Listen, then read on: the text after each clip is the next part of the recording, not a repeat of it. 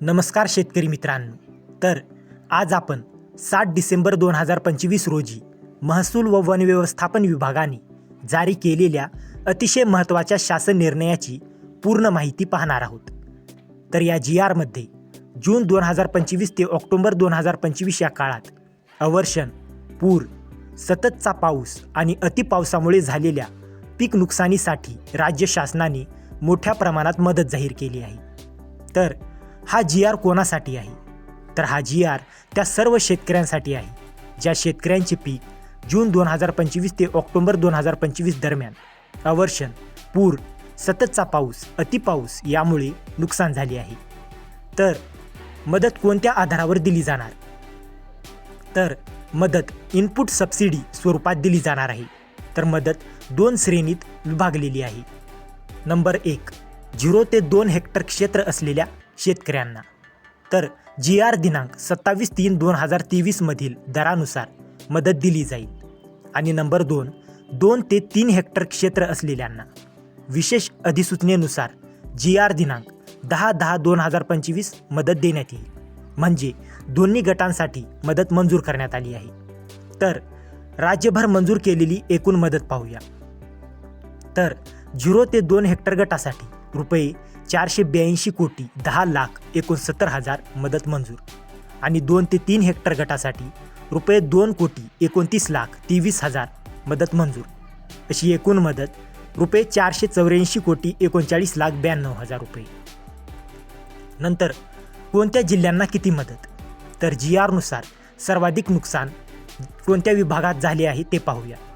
तर नंबर 1, नागपूर विभाग 209 कोटी. त्यामध्ये चंद्रपूर, नागपूर, गडचिरोली, भंडारा आणि गोंदिया जिल्हा. नंबर 2, नाशिक विभाग 204 कोटी. त्यामध्ये नाशिक, धुळे, नंदुरबार, जळगाव, अहमदनगर जिल्हे. नंबर 3, कोकण विभाग 48 कोटी.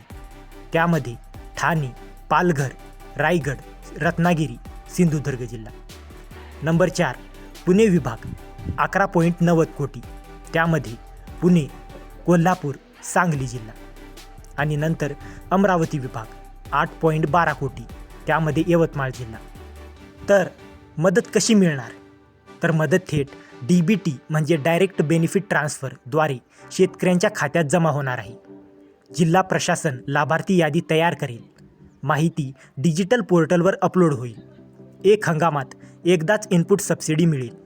कोणत्याही शेतकऱ्यास दुबार मदत मिळणार नाही याची काळजी घेतली जाईल. तर प्रशासनाला दिलेल्या मुख्य सूचना पाहूया.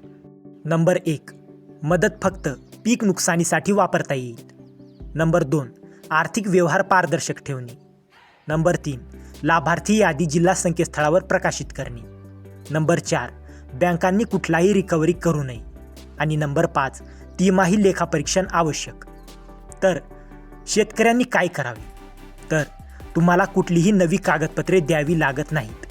जिल्हा प्रशासनाने तुमचे नुकसान पंचनामे आधीच अपलोड केले असतील तर मदत थेट खात्यात जमा होईल.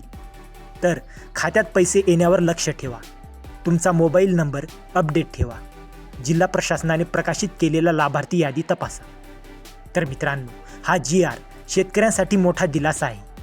तुमच्या जिल्ह्यात किती शेतकरी, किती हेक्टर आणि किती रक्कम मंजूर झाली ही सर्व माहिती व्हिडिओच्या स्क्रीनवर दाखवली आहे. तर मित्रांनो, जर तुम्हाला हा व्हिडिओ उपयोगी वाटला असेल तर व्हिडिओला लाईक करा, शेअर करा आणि अशाच महत्त्वाच्या GR अपडेट्ससाठी आपल्या चॅनलला सबस्क्राईब करा. तर मित्रांनो, भेटूया अशाच एका महत्त्वाच्या पुढच्या व्हिडिओमध्ये. जय हिंद, जय महाराष्ट्र.